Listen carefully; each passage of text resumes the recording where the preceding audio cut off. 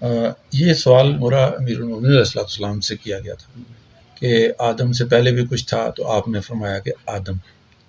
تو سوال پوچھنے والے صحابی تھے، ظاہر ہے، انہوں نے پھر حیرت سے پوچھا کہ کیا آدم علیہ السلام سے پہلے بھی کوئی آدم تھے؟ آپ نے فرمایا کہ ہاں آدم. ان سے پہلے کیا تھا؟ آدم. ان سے پہلے کیا تھا؟ آدم. تو سوال کا تکرار ہوا اور پھر تھک کے اس نے پوچھا کہ یہ کتنے آدم؟ تو آپ نے فرمایا کہ 18,000. هل اتى على الانسان حين من الدهر لم يكن شيئا مذکورا، بے شک انسان پہ زمانے میں ایسا وقت بھی گزرا ہے جب کہ وہ کوئی قابل ذکر شے نہ تھا. آدم یعنی ہم اس کو سائنس میں اسپیشی کہتے ہیں. آدم جیسی اسپیشیز 18,000 اسپیشیز گزری ہوں گی. 18,000 قسم کے آدم جو ہیں وہ اس سے پہلے گزر چکے ہیں. اب وہ کس شکل کے ہوئے ہوں گے، کتنے قد کاٹ کے ہوئے ہوں گے، ان کے سر کے بال ہوئے ہوں گے یا نہیں ہوئے ہوں گے، یا یہ بہت لمبے بال ہوئے ہوں گے، یا ان کا حلیہ کیا ہوگا، اس پہ تو سائنس بھی کر رہی ہے کچھ نہ کچھ، اور مزید کام کی ضرورت ہے. البتہ یہ ضرور ہے کہ آدم علیہ السلام سے پہلے آدم موجود تھا. اب جو لوگ قرآن پاک سے اس ایوولوشن کو، جو ڈارون کی ایوولوشن نہیں ہے بلکہ جو کتاب و سنت میں فٹ ان بیٹھتی ہے،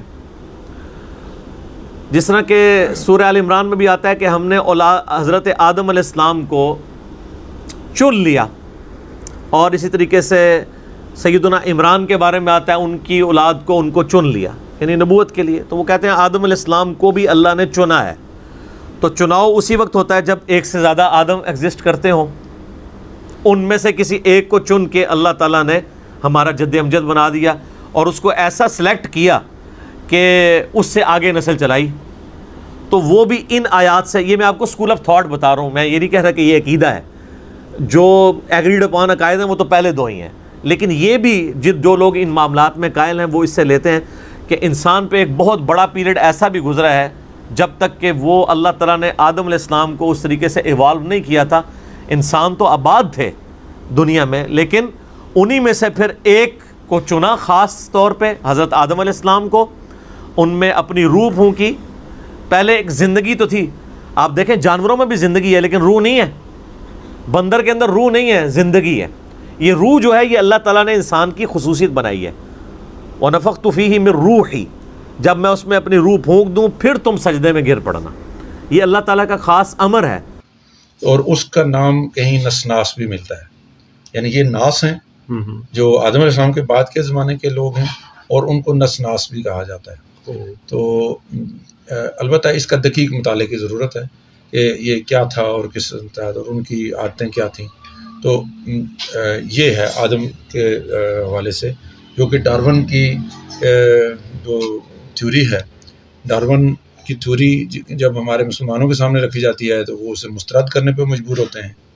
وہ سمجھتے ہیں آدم علیہ السلام جو ہیں یہ پہلی مخلوق ہیں، اور یہ اگر پہلی مخلوق ہیں تو ان کو تو 25,000 سال سے زیادہ کا عرصہ نہیں ہوا زمین میں. تو پھر وہ جو مولا فرما رہے ہیں کہ آدم سے پہلے بھی آدم تھا، تو وہ کیا ہے؟ اور جو ڈارون کہہ رہا ہے وہ بھی کہتا ہے اس کے نزدیک بھی آدم سے پہلے آدم کا ہونا ثابت ہے. تو اس کا مطلب ہے سائنس اور جعفریہ کا نظریہ ایک حد تک ملتا جلتا ہے. تو کہتے ہیں جو پہلے انسان ایگزسٹ کرتے تھے نا، وہ صرف جان والے انسان تھے، ان میں اللہ تعالیٰ نے اپنی روح نہیں پھونکی تھی. ان میں سے ایک شخص کو اللہ نے چوز کیا، اور وہ ہمارا پہلا جد امجد، ہمارا باپ سیدنا آدم علیہ السلام. پھر ان کی دیکھیں اس میں بھی ایک ایوولوشن، یہ تو آپ دیکھ لیں کہ بخاری مسلم میں حدیث تو بالکل واضح ہے. ویسے سورہ نساء کے شروع میں بھی آتا ہے کہ اسی سے اس کا جوڑا بنایا حضرت آدم سے، اور بخاری مسلم میں آتا ہے کہ وہ ٹیڑھی پسلی سے پیدا ہوئے. تو یہ بھی دیکھیں ایک انسان میں سے دوسرا انسان نکلا ہے، مرد میں سے اللہ تعالیٰ نے اس کے جوڑے کو پیدا کیا، سیدہ جو ہے حوا سلام اللہ علیہا کو. تو جو لوگ اس ایوولوشن کو مانتے ہیں، جو یعنی ڈارون والی نہیں بلکہ اللہ کو آپ جب بھی کسی معاملے میں داخل کر لیں تو وہ پھر چیز کے اوپر آپ کفر کا فتویٰ تو نہیں لگا سکتے. اللہ چاہے تو یہ معاملات کر سکتا ہے کہ انسانوں میں سے ایک انسان کو چوز کیا اور اس کو اس کے اندر اپنی روح پھونکی.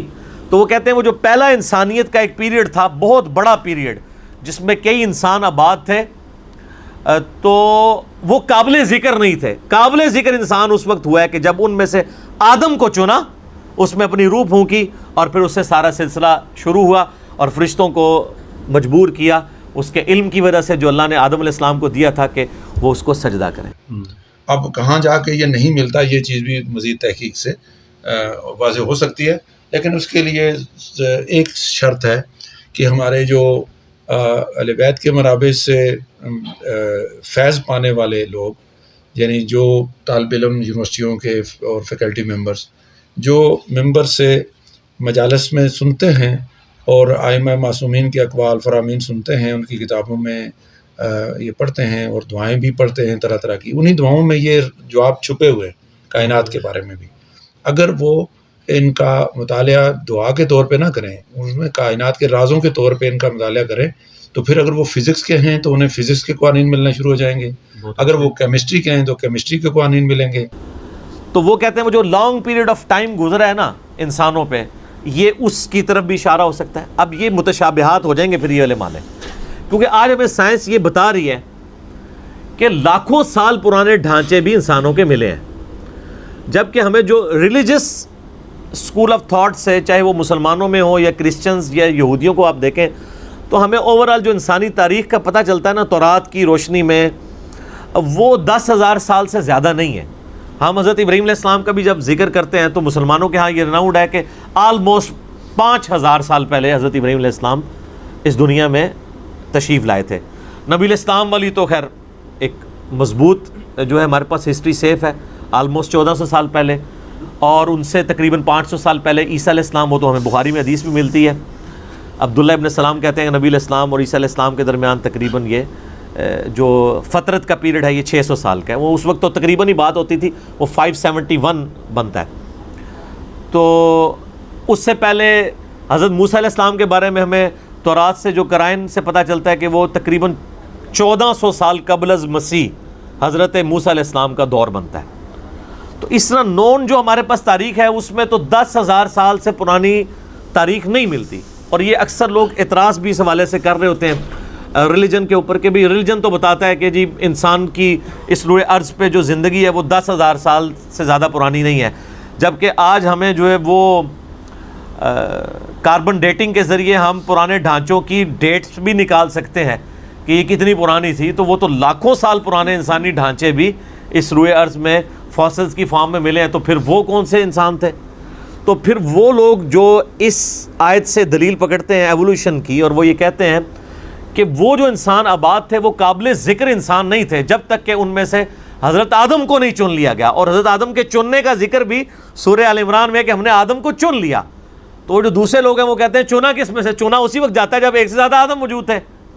یہ میں آپ کو، اور یہ وہ یعنی پوائنٹ آف ویو ہے جو ڈاکٹر سراج صاحب رحمہ اللہ تعالیٰ بھی اس کے قائل تھے.